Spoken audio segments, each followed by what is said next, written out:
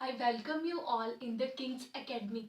Myself Priya and I will teach you science subject. And today's topic is genetics. So firstly, let us know about genetics. तो सबसे पहली बात आती है कि जेनेटिक्स टर्म यूज़ कहाँ से हो रही है, ये जेनेटिक्स हुई कैसे, स्टार्ट कैसे हुई और जेनेटिक्स बेसिकली चीज़ क्या है। तो जेनेटिक्स का बेसिक मतलब जो निकलता है अपने सिंपल लैंग्वेज में, अगर हम जेनेटिक्स को देखना चाहें कि जेनेटिक्स है क्या, तो इसका सिंपल सा मतलब जो निकलता है वो यही है कि transfer of heredity from one generation to other generation और one generation to next generation. ठीक है, तो हेरिडिटी का क्या मतलब हो गया, यहाँ पर मैंने टर्म यूज करी heredity. So what does the term heredity means? Heredity means transfer of characters from one generation to next generation. So genetics basically means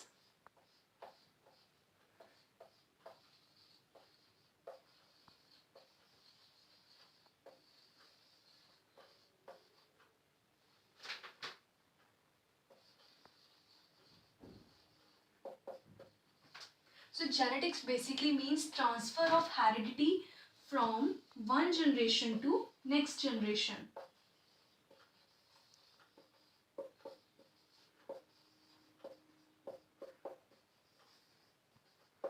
ठीक है, अब आपके दिमाग में बात आई होगी कि ये जेनेटिक्स आई कहाँ से, क्योंकि ये जो हेरिडिटी है, जो कैरेक्टर्स पास आउट हो रहे हैं वो तो सदियों से होते आ रहे हैं। आपने देखा होगा आपके घरों में भी कई बार हम कहते हैं, टर्म्स यूज करते हैं कि हाँ ये बच्चा अपने फादर की तरह थोड़ा सा लग रहा है, इसका नाक थोड़ा इसकी मम्मी की तरह लग रहा है। ये जब बच्चा थोड़ा सा बड़ा हो जाता है तो हम कहते हैं कि इसकी ये हरकतें इससे पेरेंट्स से सिमिलर है, या हो सकता है ये इसकी जो हरकतें, ये हरकतें इसकी इसके ग्रैंड पेरेंट्स से मैच कर रही हैं। ठीक है, तो ये टर्म्स तो बहुत पहले से यूज होती हुई आ रही है, मतलब टर्म्स नहीं बेसिकली यूज हो रही बट चीजें यूज हो रही थी। तो फिर ऐसा हो गया कि एक बार मेंडल जो था, ग्रेगर जॉन मेंडल, उसने जेनेटिक्स के ऊपर, उसको फादर ऑफ जेनेटिक्स भी कहा जाता है, और उसी इंसान ने जेनेटिक्स की स्टार्टिंग करी, यानी कि उसी ने फर्स्ट एक्सपेरिमेंट जो कंडक्ट किया जेनेटिक्स के ऊपर, वो जेनेटिक्स के ऊपर ग्रेगर जॉन मेंडल ने किया। तो हम ग्रेगर जॉन मेंडल को फादर ऑफ जेनेटिक्स भी कहते हैं।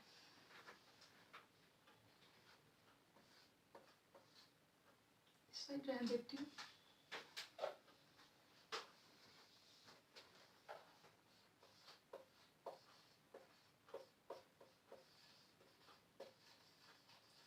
So this person John Mandel, this is known as father of genetics। ठीक है, अब बात आती है कि इसको हमने फादर ऑफ जेनेटिक्स तो कह दिया, बट इसने ऐसा क्या किया कि इसको हमने फादर ऑफ जेनेटिक्स कह दिया?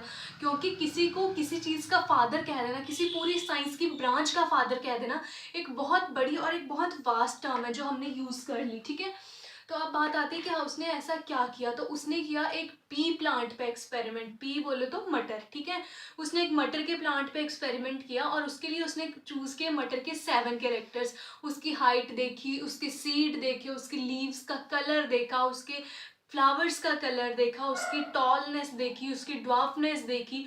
उसने ये देखा कि जो पी प्लांट के ऊपर फ्लावर्स आ रहे हैं वो वाइट कलर के हैं, या वो येलो कलर के हैं, या वो पिंक कलर के हैं। उसने हर एक चीज़ को बहुत ज़्यादा ब्रीफली ऑब्जर्व किया। और ऐसा पता है, सबसे पहले तो हम चलो हिस्ट्री थोड़ी सी डिस्कस कर लेते हैं जॉन मैंडल की।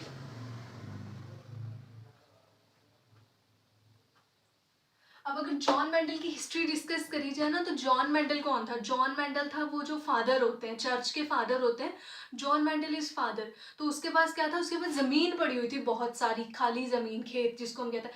उसने ना जाने कितने प्लांट्स पी के उगाए हैं और उनको रिसर्च करा है। ठीक है, बट अनफॉर्चुनेटली उसके मरने के काफ़ी सालों के बाद हमें पता चला कि उसने ये जो चीज़, जो काम करा था उसने, ये उसके मरने के बहुत टाइम के बाद पता चला, और इसलिए उसके मरने के बाद में उसको हमने फादर ऑफ जेनेटिक्स डिक्लेयर किया है। ठीक है, तो अब अगर हम बात करें कि उसने जैसे कैरेक्टर्स डिस्क्राइब करे, उसके बाद कुछ एक आ जाता है लॉज जो कि मैंडल्स ने दिए थे। ठीक है, और उस मैंडल्स के उन लॉज के बारे में मैं अब आपको बताऊंगी। ठीक है, अब मैं वो लॉज जो है वो ब्लैक बोर्ड पे लिख रही हूँ। ओके, सो अब हम डिस्कस करेंगे मेंडल के लॉज, जो मेंडल ने लॉज दिए। मेंडल ने बेसिकली हमें 4 लॉज दिए थे।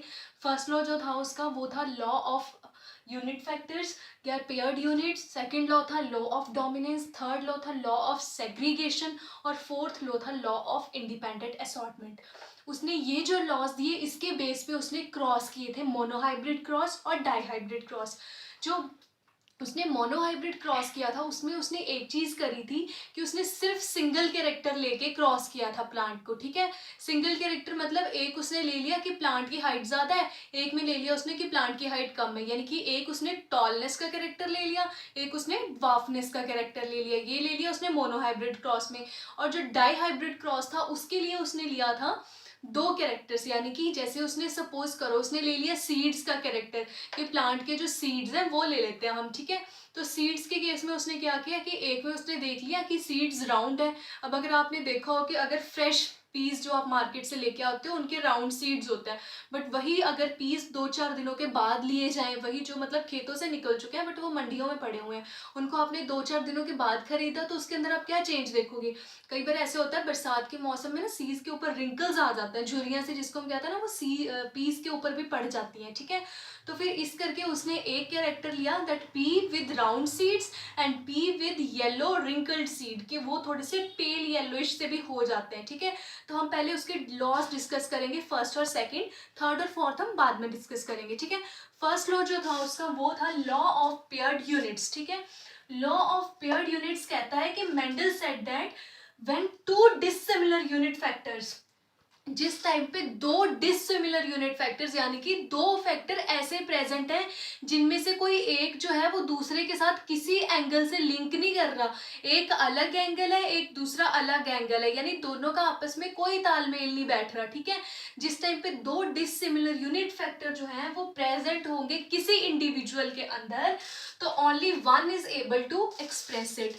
तो उसने फर्स्ट लॉ में मेंडल ने ये कहा पेयर्ड यूनिट्स के लॉ में कि जब दो डिसिमिलर यूनिट फैक्टर, जब दो ऐसे फैक्टर प्रेजेंट होंगे जो एक दूसरे से बिल्कुल मेल नहीं खाते, तो जब वो प्रोजनी के अंदर आएंगे तो उनमें से सिर्फ एक अपने आप को एक्सप्रेस करेगा और दूसरा एक्सप्रेस नहीं करेगा।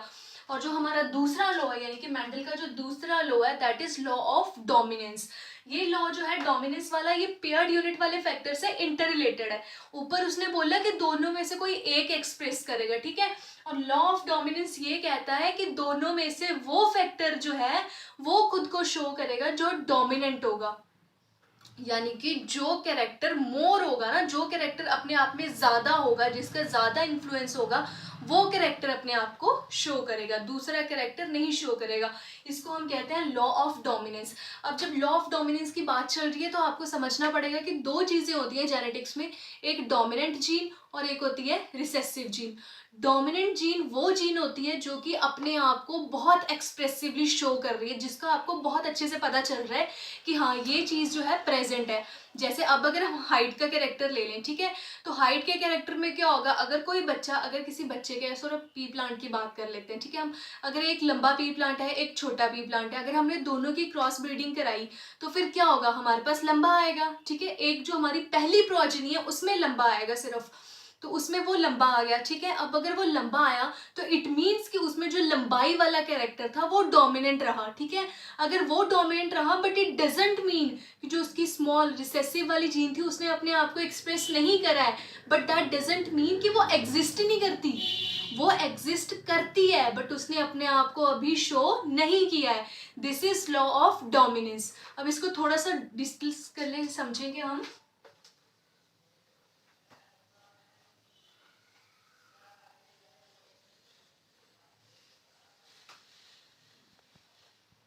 अब इसको थोड़ा सा डिटेल में समझते हैं, तो अब हम पहले कर लेते हैं मोनोहाइब्रिड क्रॉस, ठीक है।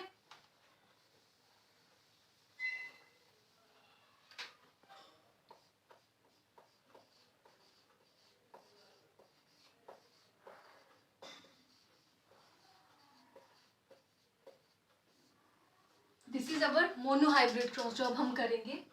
तो इसके लिए अंदर हमारे पास दो कैरेक्टर्स आएंगे, एक मेल एक फीमेल, ठीक है। तो अब हम बात कर लेते हैं अपने मोनोहाइब्रिड क्रॉस की, तो सेम एज विद दैट हम पहले साइड में लिखेंगे पेरेंट। पेरेंट लिखा, ये हमारा फीमेल पेरेंट, ये हमारे मेल पेरेंट, ठीक है। अब अगर हम बात कर लें जीन्स की, तो यहाँ पर आ गया टी टी और यहाँ पे आ गया स्मॉल टी।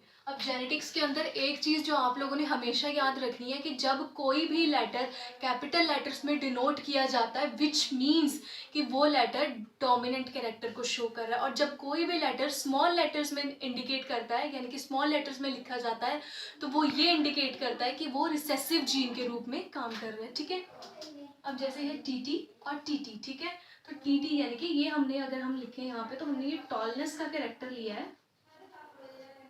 ठीक है, तो अब अगर हम इनकी क्रॉस ब्रीडिंग कराएं यानी कि ब्रीडिंग करवाई जाए यहाँ पे, तो यहाँ पे आप देखोगे कि एक बार आ जाएगा T T, again T T, और अब अगर हम इनकी क्रॉसिंग कराई जाए तो यानी कि हमारे पास अगर हमने क्रॉसिंग कराई तो हमारे पास क्या आ गया, हमारे पास टी टी आ गया, विच मीन्स कि यहाँ पर क्या पता चल रहा है आपको कि, और अगर मैं इसी पेड़ की इसी के साथ दोबारा क्रॉसिंग करा दूँ टी टी, और फिर इसी की इसके साथ क्रॉसिंग कराई जाए तो टी टी, तो यानी यहाँ पर हमें ये चीज़ पता चलती है कि F1 जनरेशन के अंदर सारे के सारे कौन से कैरेक्टर्स आ रहे हैं, डोमिनेंट कैरेक्टर्स आ रहा है। यानी कि F1 जनरेशन के अंदर सारे प्लांट जो आपके पास आएंगे वो टॉल प्लांट आएंगे, उनमें कोई भी शॉर्ट प्लांट नहीं आएंगे आपके पास। क्यों?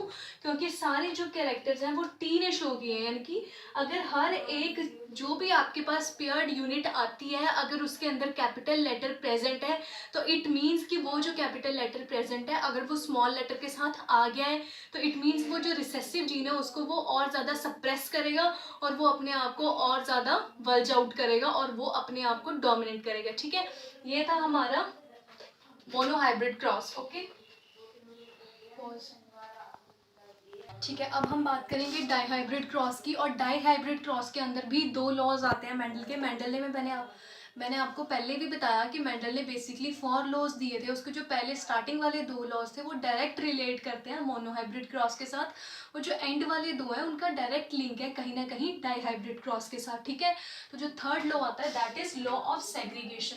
तो लॉ ऑफ सेग्रीगेशन में वो ये कहता है कि जब हमारे पास F2 जनरेशन आएगी, F2 यानी कि जो पहले हमने करा वो F1 जनरेशन थी, अब हम बात कर रहे हैं F2 की। जब हमारे पास F2 जनरेशन आएगी तो जो कैरेक्टर्स उसके अंदर प्रेजेंट होंगे जीन्स के अंदर वो सेपरेट हो जाएंगे। यानी कि F2 जनरेशन के अंदर आपको डोमिनेंट कैरेक्टर भी देखने को मिलेगा, रिसेसिव कैरेक्टर भी देखने को मिलेगा और हाइब्रिड कैरेक्टर भी देखने को मिलेगा। ठीक है, अब उसके बाद उसने बोला कि जो उसका फोर्थ लॉ आया मेंडल का that is law of independent assortment. उसने उसमें ये चीज़ बोली कि जब भी आप डाई हाइब्रिड यानी कि डाई हाइब्रिड के अंदर हम लेते हैं 2 कैरेक्टर्स और ट्राई के अंदर लेंगे हम 3 कैरेक्टर्स। तो उसने बोला जब भी डाई हाइब्रिड क्रॉस आए या ट्राई हाइब्रिड क्रॉस आए उनके अंदर क्या होगा कि जितने भी कैरेक्टर्स हैं वो एक दूसरे से सेपरेट होंगे और इंडिपेंडेंटली एक दूसरे को शो करेंगे, यानी सारे कैरेक्टर्स खुद को शो करेंगे, कुछ भी वो नहीं होगा बीच में। ठीक है, तो अब हम थोड़ी सी रेशियोज लिख लेते हैं।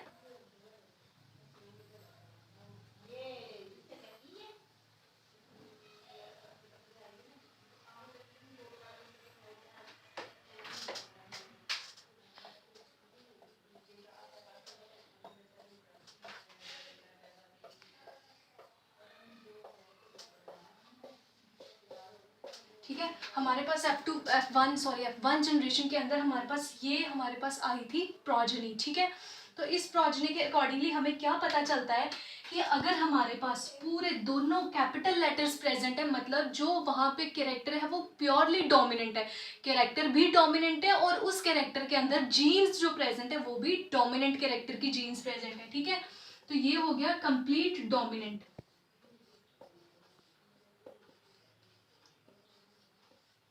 ठीक है, ये हमारे पास आ गया कंप्लीट डोमिनेंट। अब ये जो है स्मॉल लेटर्स यानी स्मॉल टी, मैंने आपको पहले ही भी बताया था कि जो स्मॉल लेटर है वो जेनेटिक्स के अंदर इंडिकेट करता है रिसेसिव जीन को, तो इसका मतलब ये कैरेक्टर शो करेगा रिसेसिव।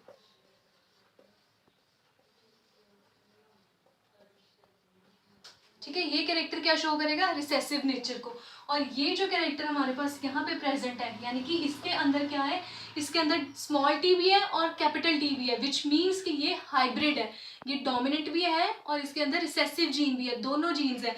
बट अगर यहाँ पे टी कैपिटल आ गया है तो इट मीन्स कि यहाँ पर जो कैरेक्टर है वो डोमिनेंट ही शो करेगा बट जीन जो है वो रिसेसिव भी प्रेजेंट होगी, तो इस करके इसको हम कहते हैं हाइब्रिड। तो ये थी मेंडल की F1 जनरेशन। और अगर हम F2 की बात करें तो F2 के अंदर उसने जो दी थी उसके अंदर रेशो आती है हमारे पास 9:3:3:2:1, यानी कि कंप्लीट करके आना चाहिए हमारे पास 16। ठीक है, अब हम थोड़ी सी बात कर लेते हैं कुछ टर्म्स की जो हमारी जीन से रिलेटेड है।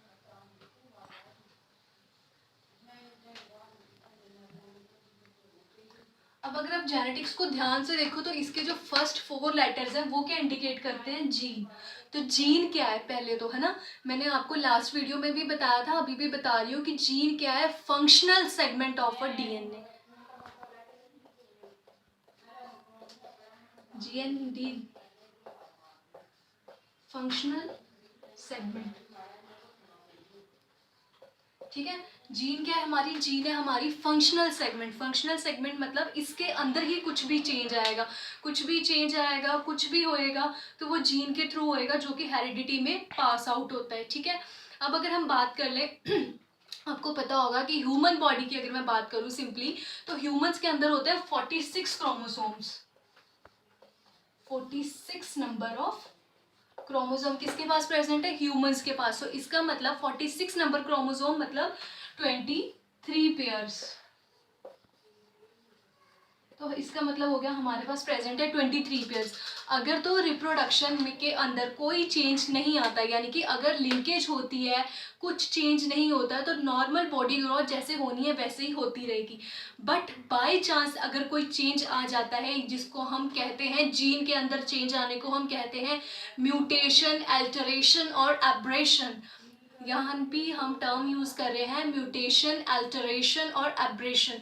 अगर ऐसा कुछ भी चेंज होता है तो यानी कि फिर पूरे का पूरा साइकिल खराब हो जाएगा, यानी कि कुछ ना कुछ वहां पे चेंज आना ही आना है। यानी कि अगर जैसे मैंने आपको बताया 23 पेयर्स ऑफ क्रोमोसोम है, अब अगर एक पेयर ऑफ क्रोमोसोम यानी कि अगर 23 में से 24 हो जाए फिर क्या होएगा, कुछ गलत होएगा ना, कि मतलब नॉर्मल बॉडी में 23 पेयर क्रोमोसोम है, एक एडिशनल आ गया तो फिर कुछ गलत होगा, एक कम हो गया तब भी कुछ गलत होगा। और या फिर कई बार क्या होता है कि जो जीन है, ये हमारी जो जीन है, इसका कुछ एक सेगमेंट जो है ना वो टूट जाता है, और वो क्या होता है रेप्लिकेशन के दौरान वो टूट गया, कहीं और जुड़ गया, जहाँ पे उसको जुड़ना था वो वहाँ पे नहीं जुड़ा, वो बचा बल्कि वहाँ की बजाय कहीं और पॉइंट पे जाके जुड़ गया।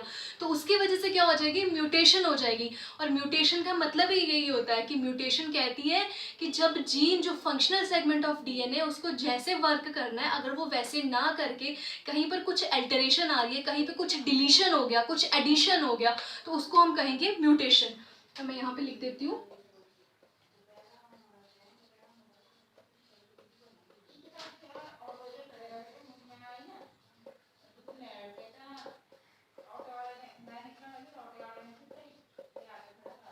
ठीक है, म्यूटेशन का मतलब है डिलीशन होएगी या तो या एडिशन हो जाएगा, या क्रोमोसोम 23 में से 22 हो जाएंगे या 24 हो जाएंगे। तो अगर ऐसी चीज हो रही है तो विच मीन्स वो क्या करेगा, वो बीमारियां कॉज करेगा, वो कुछ ना कुछ जो है वो डिजीज कॉज कर देगा। ठीक है, अब अगर मैं बात करूं तो आपने शायद से सुना होगा एक डिजीज होती है क्लिनफेल्टर सिंड्रोम।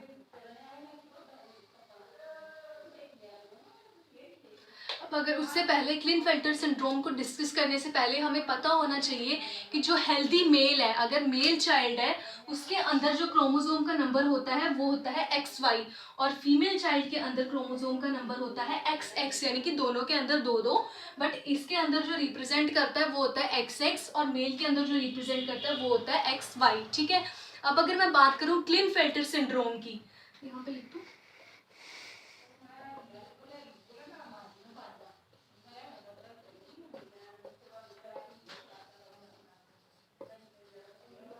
क्लिनफेल्टर सिंड्रोम, सिंड्रोम का मतलब है कोई बीमारी। ठीक है, तो क्लिनफेल्टर सिंड्रोम में क्या होता है, एक एडिशनल वाई क्रोमोसोम जो है वो जहाँ यहाँ आके जुड़ जाएगा, यानी कि एक्स्ट्रा मेल कैरेक्टर आ जाता है। जो भी बेबी मतलब पैदा होएगा उसके अंदर एक्स्ट्रा मेल कैरेक्टर प्रेजेंट हो जाता है, विच मीन्स कि XY हो गया, 46 नंबर ऑफ क्रोमोसोम होता है, यहाँ पे कितने हो गए, 47 हो गए। तो विच मीन्स क्या होगा, कुछ ना कुछ डिजीज़ आ जाएगी। तो वहाँ पे XYY हो गया, तो उनके अंदर क्या होगा, वो जो बच्चा पैदा होगा उसके अंदर मेल कैरेक्टर्स भी होंगे और उसके अंदर फीमेल कैरेक्टर्स भी प्रेजेंट होंगे, ठीक है। XYY के अंदर उसके यानी कि जो ब्रेस्ट्स वगैरह होंगी वो चेस्ट की तरह लगेगी, उसकी आवाज़ भारी होगी, बहुत सारे ऐसे कैरेक्टर्स शो होंगे, ठीक है। एक इसके बाद बात आती है डाउन सिंड्रोम की या टर्नर सिंड्रोम की, ठीक है। अब हम बात करेंगे टर्नर सिंड्रोम की। तो टर्नर सिंड्रोम में क्या होगा, मैंने आपको बताया फीमेल के अंदर क्या होता है, हेल्दी फीमेल के अंदर XX कैरेक्टर होता है, ठीक है। जब टर्नर सिंड्रोम की बारी आएगी ना तो XX कैरेक्टर नहीं होगा, वहां पे आ जाएगा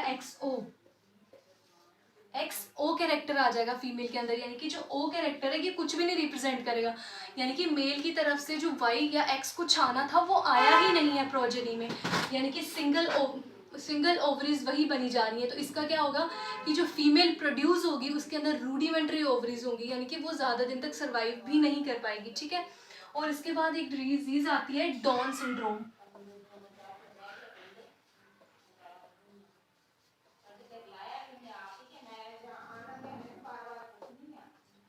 डाउन सिंड्रोम में क्या होता है, जो 21st ऑटोसोमल क्रोमोसोम होता है हमारा,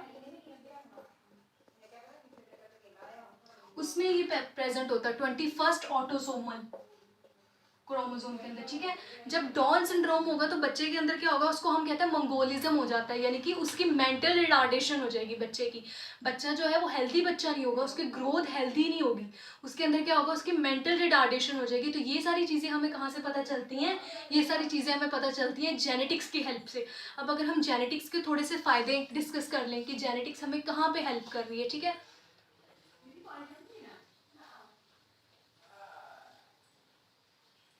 तो अगर मैं जेनेटिक्स की इंपॉर्टेंस डिस्कस करना चाहूँ कि जेनेटिक्स कहाँ पे हेल्प कर रही है, तो उसका एक आ जाता है कि जेनेटिक हमें कहाँ पे हेल्प करती है, जेनेटिक इंजीनियरिंग में, कि जो हमारे पास न्यू प्लांट्स की वैरायटीज़ आ रही हैं, न्यू एनिमल्स की वैरायटीज़ आ रही हैं जो कि डिजीज़ रेजिस्टेंट है, पेस्ट रेजिस्टेंट है, वो कहाँ से आ रही हैं, वो है जेनेटिक इंजीनियरिंग। जैसे फॉर एग्जाम्पल हमारे पास एक वैरायटी है किसकी, ब्रिंजल की, which is known as BT cotton, ये BT ब्रिंजल,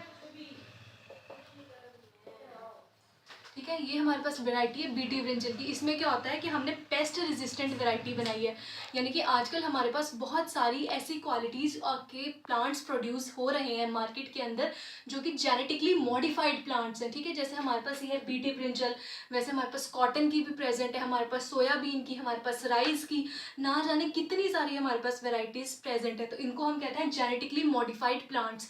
तो एक तो ये हो गया इसके एडवांटेज। दूसरी क्या है, DNA टेक्नोलॉजी में कितनी ज़्यादा हेल्प कर रहा है DNA रिकॉम्बिनेशन में। अब अगर हमें आज पता करना हो कि क्रिमिनल केसेस वगैरह, तो जो DNA सैम्पलिंग वगैरह करी जाती है, DNA के अंदर ही जीन है, तो यहाँ पे जीन आ गई, वो उसके क्या हो गए, उसके फायदे हो गए। तो DNA के लिए ये बहुत ज़्यादा हेल्पफुल है, ठीक है। और थर्ड चीज़ अगर हम यहाँ पर देखना चाहें इसका और क्या फ़ायदा हो रहा है, जेनेटिकली मॉडिफिकेशन हो गया, और एक होता है क्लोनिंग यानी कि एग्जैक्ट वैसा ही इंडिविजुअल बना देना जैसा कि पेरेंट था उसका। तो इसके लिए क्लोनिंग के अंदर हमारा एग्जाम्पल आता है डॉली शीप, ठीक है। ये हमारी डॉली शीप बनाई थी हमारे साइंटिस्ट ने, जो एग्जैक्ट आइडेंटिकल थी किसका, अपनी माँ का, यानी कि क्लोनिंग मतलब exact identification. So I hope so कि आपको टॉपिक क्लियर हो गया होगा। Thank you and have a nice day.